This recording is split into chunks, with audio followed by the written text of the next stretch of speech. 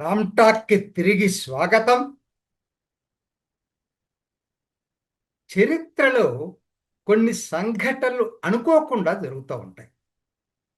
అటువంటిదే ఇటీవల cockroach Janata party ఆందోళన. ఆ ఆందోళనతోటి మొట్టమొదటిసారి లైమ్ లైట్లోకి వచ్చినటువంటి నాయకులు అభిజిత్ దీప్కే, సౌరభ్ దాస్, అలానే అశుతోష్ రాంకా.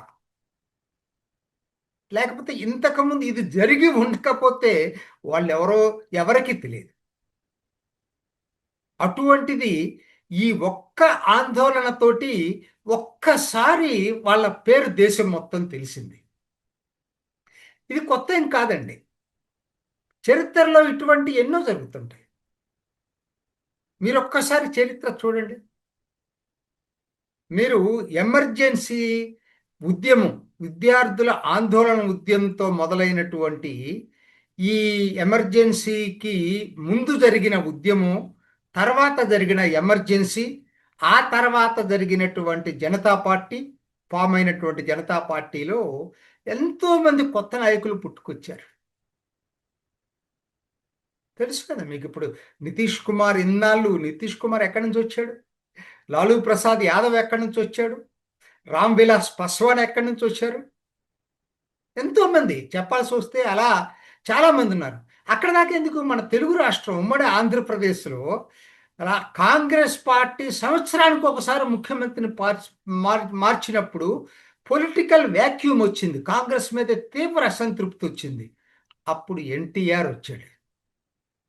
అప్పటిదాకా ఆయన అసలుకి ఆ రాజకీయ రంగమే తెలియనటువంటి వ్యక్తి, ఏ రోజు పేపర్ కూడా చూడనటువంటి వ్యక్తి. ఒక్కసారి ఆయన మారుమోగిపోయింది. చరిత్ర సృష్టించాడు దేశంలో. ఆయన చరిత్ర సృష్టించడం కాదు, మొట్టమొదటిసారి ఎన్నికల్లో గెలిచి చరిత్ర సృష్టించడం కాకుండా ఎంతోమంది నాయకులు మొట్టమొదటిసారి ఉద్భవించారు దాంట్లో నుంచి. ఇవాళ అన్ని పార్టీలో ఉన్నారు. మొదటిసారి ఎమ్మెల్యేలుగా తెలుగుదేశం పార్టీలో గెలిచిన వాళ్ళు అప్పటిదాకా అనామకులు, ఎవరికి తెలియదు. ఇవాళ ఒక తెలుగుదేశంలోనే కాదు, అన్ని పార్టీలో ఉన్నారు ఆ నాయకులు. కాబట్టి కొన్ని ఘటనలతోటి కొంతమంది నాయకులు ఎమర్జీ అవుతుంటారు. అందరూ ఆర్గానిక్గా మామూలుగా క్రమక్రమేణా రారు, ఇలా సంఘటనలో వస్తారు. అలా వచ్చిన వాళ్ళే ఇప్పుడు అభిజిత్ దీప్కి, అట్లానే సౌరభ్ దాస్ అండ్ అశుతోష్ రాంకా. అంతవరకు బాగానే. కానీ ఒక విధంగా వాళ్ళకి గుర్తింపు రావటానికి కూడా మోడీయే కారణం.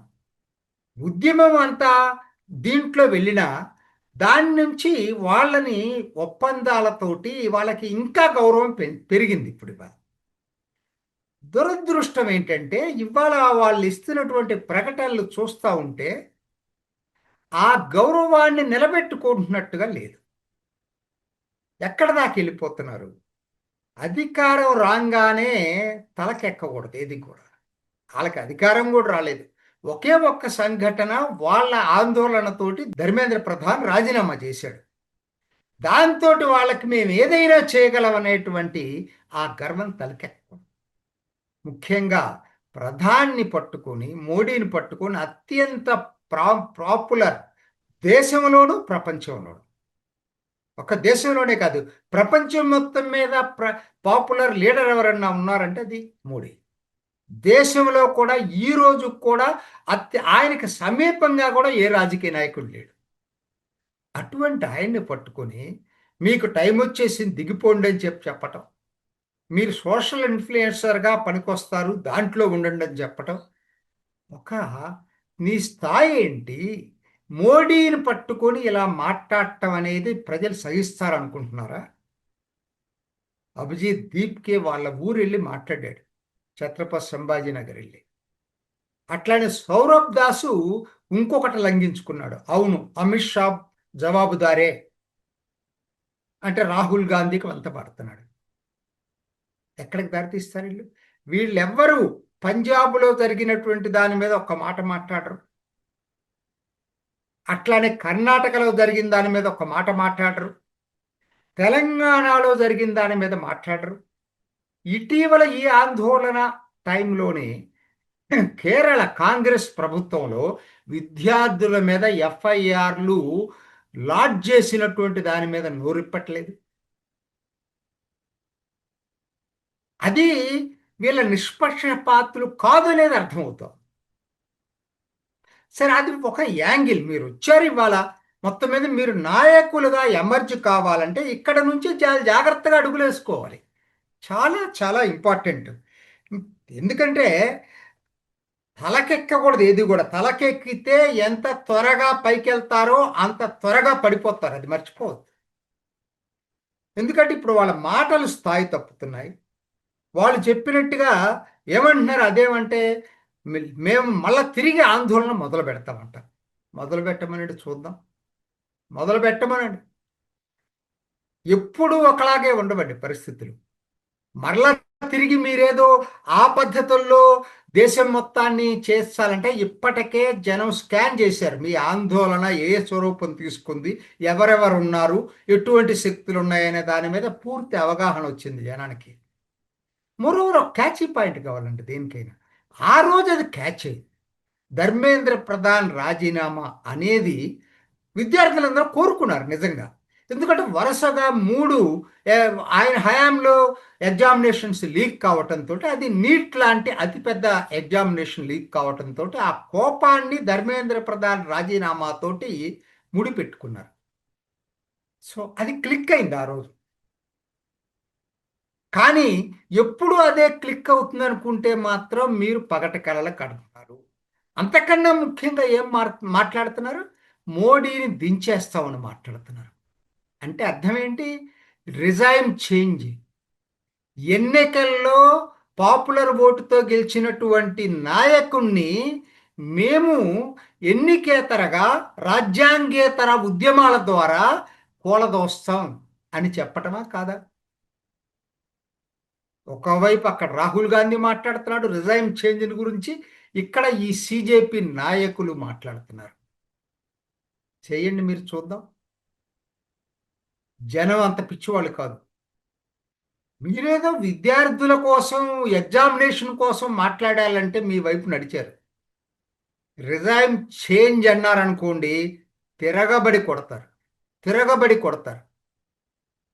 ఇదేమన్నా శ్రీలంక అనుకుంటున్నారా? బంగ్లాదేశ్ అనుకుంటున్నారా? నేపాల్ అనుకుంటున్నారా? భారతదేశం ప్రజాస్వామ్య దేశం. ఎక్కడా ఎటువంటి ఒడిదొడుకులు లేకుండా ఇన్ని సంవత్సరాలు 1947 నుంచి ప్రజాస్వామ్యయుతంగా పాలన చేస్తున్నటువంటి దేశం. కాబట్టి మీరేదో ఏదో ఏదో వాగేసి మీరు మీ నిరసన ప్రజాస్వామ్యయుతం. ఎవరికి దాని గురించి సెకండ్ ఇది లేదు. కానీ రిజైమ్ చేంజ్ అని మాట్లాడటం అనేది మాత్రం దేశద్రోహం. మర్చిపోవద్దు అది. దేశద్రోహానికి ఎవరు పాల్పడినా కూడా తగిన శిక్ష అనుభవిస్తారు భారత్లో. ప్రజల అమాయకులు కాదు. ఏదో ఒక యాజిటేషన్లో మీకేదో వచ్చిందని చెప్పి ఇవాళ అంతవరకే పరిమితం కాకుండా ఇవాళ మోడీని పట్టుకొని ఇష్టం వచ్చినట్టు మాట్లాడుతున్నారంటే మీ స్థాయి ఏంటి, మీ లెవెల్ ఏంటి, మీకున్నటువంటి ఫాలోయింగ్ ఏంటి? ఈ దేశం ఇంతవరకు మోస్ట్ పాపులర్ లీడర్ అంటే నా దృష్టిలో ఫస్ట్ మోడీ, తర్వాత కోర్స్ ఎమర్జెన్సీ పెట్టి ఏం చేసినా కూడా ఇందిరాగాంధీ, తర్వాత పాపులర్ పిఎం ఆ రోజుల్లో. ఇప్పుడు మోడీ పాపులర్ పిఎం. మీరు రిజైమ్ చేంజ్ అనే మాట మాట్లాడితే మాత్రం తన్నులు తినటం ఖాయం. దాంట్లో మాత్రం డౌట్ లేదు నాకు. అసలు అక్కడ దాకా ఎందుకండి? ప్రజాస్వామ్య విరుద్ధంగా ఎవరు మాట్లాడినా కూడా రాజ్యాంగ ప్రకారంగా శిక్ష అనుభవించాల్సినటువంటి అవసరం ఎవరికైనా ఉంది. ఉమర్ ఖలీద్ ఎక్కడున్నాడు ఇప్పుడు? తాజిల్ ఇమాం ఎక్కడున్నాడు? మేము ఏదైనా చేస్తాం, రాజ్యానికి వ్యతిరేకంగా రిజైమ్ చేంజ్ చేస్తాం, తిరుగుబాటు చేస్తామంటే ఊరుకోరండి ఎవరు కూడా. మీ ప్రేలాపనలో ప్రజాస్వామ్య విరుద్ధం, అరాచకత్వం, తిరుగుబాటు ధోరణి, దీన్ని ఇప్పటికైనా మీరు సంయమనం పాటించకపోతే జనం మీకు బుద్ధి చెప్పే రోజు అతి త్వరలో ఉంది. తస్మాత్ జాగ్రత్త. ఇది ఈనాటి రామ్ టాక్.